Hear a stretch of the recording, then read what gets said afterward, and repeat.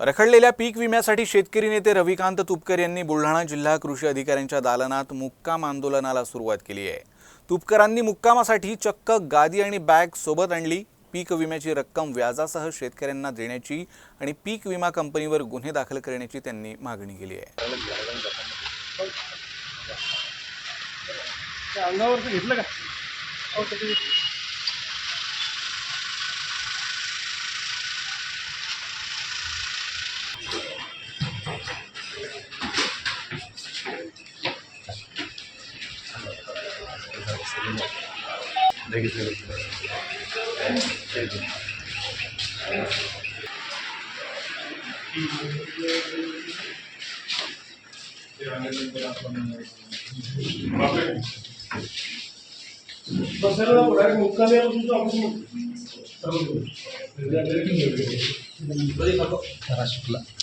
शुक्ला बाजूला आहे ना, शुक्ला बाजूला आहे ना।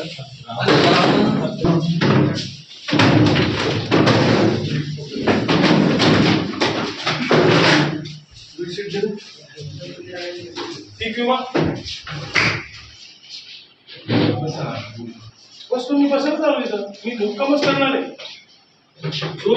त्या कंपनीवर कारवाई होणार नाही, 12% व्याजाने पैसे मिळणार नाही तोपर्यंत आम्ही इथे मुक्कामी राहणार। रविकांत तुपकर यांच्या 5 दिवसाच्या आंदोलनामध्ये आपला सरकार निगरकट्ट घेण्याचा कातडीचा माणूस जर या शेतकऱ्यांसाठीच्या आंदोलनामध्ये नुसतं धोडपे करत असेल आणि आंदोलन दडपण्याचा प्रयत्न करतो, शासनाचा निषेध आम्ही करतोय। या संदर्भामध्ये आम्ही रविकांत तुपकरांच्या पूर्ण पाठीशी आहोत, पूर्ण महाराष्ट्रातील जनता रविभाऊंच्या पाठीशी आहे। गेल्या वर्षीचे शेतकऱ्यांचे हक्काचे पीक विम्याचे पैसे गेले 9 महिने झाले अजूनपर्यंत मिळालेले नाही। मागच्या वर्षी नोव्हेंबर महिन्यात आम्ही तक्रारी केल्या शेतकऱ्यांनी। नियम असा आहे की तक्रार केल्यापासून 10 दिवसाच्या आत पंचनामा, पुढच्या 15 दिवसाच्या आत शेतकऱ्यांना पैसे मिळाले पाहिजे, म्हणजे 25 दिवसामध्ये पैसे मिळाले पाहिजे असा कायदा सांगतो।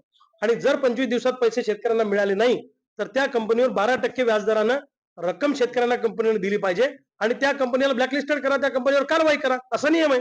परंतु जिल्हा कृषी अधीक्षक आणि कृषी विभाग या कंपन्यांना पाठीशी घालतो आहे, कारण या कृषी विभागाचा आणि कंपन्यांचा साठलोट आहे। या कंपनीकडून या लोकांनी पैसे खाल्लेले आहेत, म्हणून शेतकऱ्यांना पैसे देण्यासाठी यांच्यावर कारवाई करत नाही।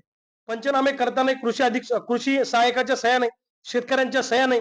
ज्या शेतकऱ्याचं नुकसान झालं त्याला कमी रक्कम टाकतायत किंवा ज्या शेतकऱ्याचं नुकसान झालं त्याला रक्कमच नाही, अशा पद्धतीने दुजाभाव करण्याचा प्रयत्न ही कंपनी करते आहे। म्हणून आता कंटाळून आमचे पेशन्स संपले, आमचा संयम तुटलेला आहे। म्हणून मी आता कंटाळून माझी बॅग भरली, माझी गादी घेतली, अंगावरचं घेतलं, उशी घेतली आणि जिल्हा कृषी अधीक्षक श्री ढगे यांच्या दालनामध्ये मी इथं मुक्कामाला बसलेलो आहे। हे ऑफिस आमचं शेतकऱ्यांचं आहे, कारण शेतकऱ्याच्या कष्टातनं हे तयार झालेलं आहे। शांततेच्या मार्गाने, लोकशाही मार्गाने मी इथं मुक्कामाला बसून राहणार आहे। आम्ही कोणालाही अडथळा आणलेला नाही, पण शेतकऱ्यांचे पैसे जोपर्यंत मिळत नाही तोपर्यंत मी इथंच मुक्काम करणार आहे।